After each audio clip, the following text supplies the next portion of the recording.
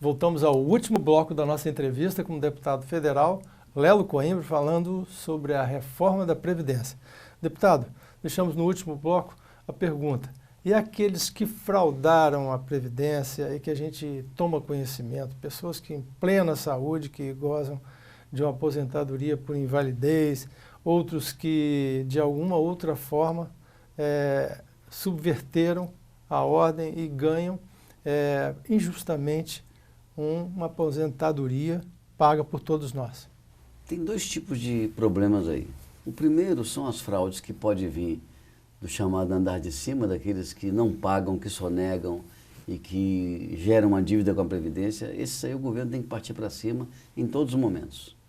Sim. Permanentemente, cobrando, criando mecanismos de impedir que isso aconteça. E as fraudes, as coisas que são feitas assim, sistematizadamente como atividade criminosa.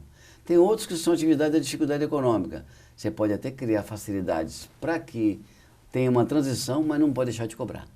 Tá certo? Sim.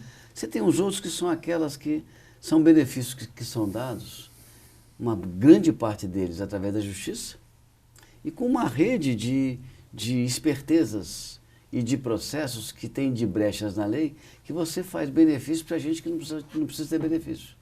Você faz, você gera aposentadoria para pessoas que não são inválidas, às vezes se aposentam por invalidez. Sim. Uma invalidez temporária que resolve e se torna, acaba a invalidez permanente, temporária ali, mas a aposentadoria vira permanente. Então esse é um segundo bloco que aí é uma questão de gestão mesmo, de acompanhamento, de avaliação periódica, dar justiça a quem precisa de justiça, dar apoio a quem precisa de apoio, dar segurança, que é um papel do Estado, dos governos, dar segurança àqueles que não têm condições de cuidar de si, não têm renda para cuidar de si, né? Então esse é um segundo campo. Tem um terceiro campo que é interessante, que é uma brecha de lei que acaba botando em risco aqueles que se beneficiam dessa aposentadoria. Exemplo, por exemplo, é a área rural. Hoje você tem 9.500.000 aposentados na área do produtor rural. Mas o IBGE diz que se declaram produtores rurais 6.200.000. Então nós temos 3,5 milhões de aposentados. Um terço quase, né? Um terço quase. Que está aposentado, mas não bate um número com o outro. Sim. Por que isso? Você tem fraude, você tem espertezas, você tem uma brecha de lei que permite fazer isso. 40% dessas aposentadorias são feitas na justiça. Mas o que acontece? Você tem uma propriedade rural, mas você e sua esposa foram para a cidade. Sim. Vocês às vezes não estão contribuindo. Ou tem uma propriedade no campo, como uma área de lazer, né? Mas com produção.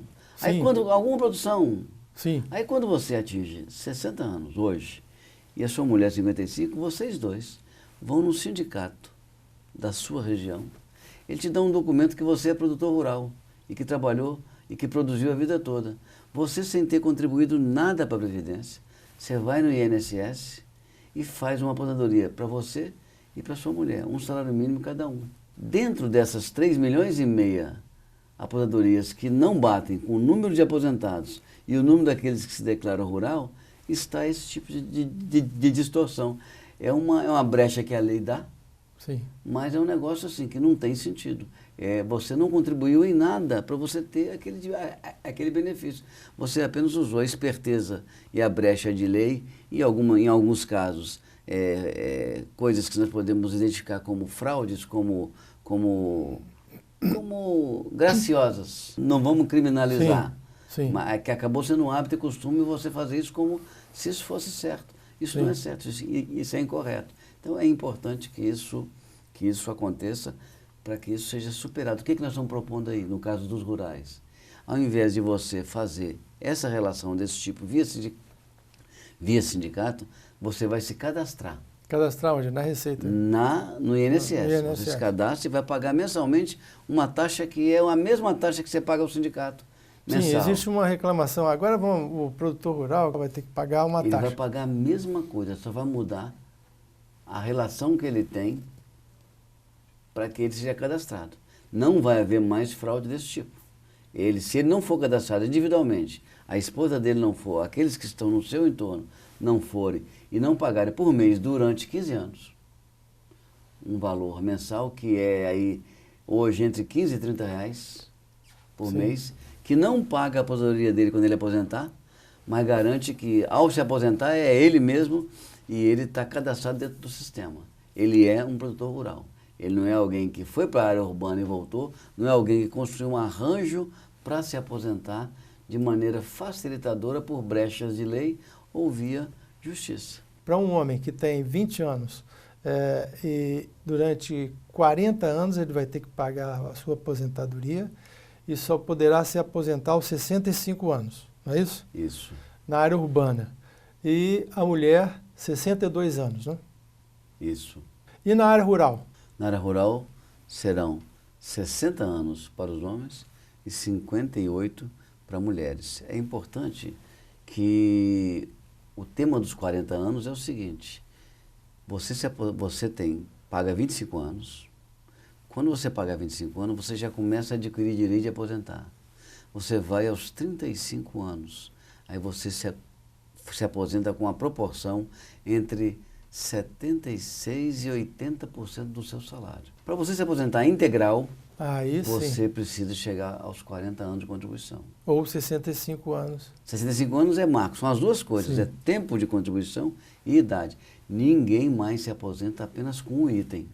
Sim. Para se aposentar precisa ter tempo de contribuição mínimo de 35 anos, no caso da área urbana, e idade de 65 anos, homem, e 62, mulheres. Sem esses dois itens juntos, não se aposenta. Então, o jovem que está entrando agora, e eu acho até importante, porque esse tema nós precisamos conversar mais com os jovens, até porque o mercado de trabalho está mudando muito, tem relação de contrato de trabalho por carteira assinada, tem muita gente trabalhando na chamada economia criativa, tem muita gente trabalhando em casa. Então, as pessoas precisam ser orientadas a fazerem a sua previdência. A contribuir para o INSS. O INSS ou uma previdência. Eu tenho há muito tempo uma previdência no Banco do Brasil. Sim. Eu comecei pagando R$200. Eu tenho lá um volume de dinheiro que eu que guardei no banco e ele está lá aplicado. Eu posso lançar a mão dele a qualquer hora ou eu posso me aposentar e pegá-lo por mês. Um pedaço por mês. Então, nós precisamos ter uma forma de orientar os jovens como olhar a previdência como um investimento na sua própria vida, seja através do mercado de trabalho formal com carteira assinada ou não, que já garante isso, e se não estiver nesse mercado com carteira assinada, com emprego fixo ou empregos que garantam essa previdência, que você possa ter mecanismos de se preparar para o futuro. É muito comum, você chega aos 50 anos, 55, 60 anos, você fala, como é que eu me aposento? Você não sabe nem onde estão os seus documentos de contribuição que você já fez. Se você não tem carteira assinada, é comum você não ter essa memória. Então, você acaba ficando aí à mercê de coisas que você não tem controle e que podem ser um grande prejuízo para a sua vida. Bem, deputado, o que o senhor espera agora da próxima semana, aí a discussão, a aprovação desse projeto no Congresso? Espero aprovação na Câmara e, na sequência, no Senado. Acredito que no primeiro semestre ainda, antes de nós virarmos o mês de julho, nós tenhamos na Câmara e no Senado aprovados. O Brasil vai ganhar muito com isso. Eu estou confiante e você que está me ouvindo pode ter certeza que essa é uma proposta para o Brasil, uma proposta de sustentabilidade da economia e de sustentabilidade da Previdência Social. O Brasil precisa disso. Parabéns, deputado, pela sua função hoje de líder da maioria na Câmara e por esse trabalho de destaque que está desenvolvendo aqui no nosso Estado. Obrigado, Almir. Obrigado a você que nos acompanhou.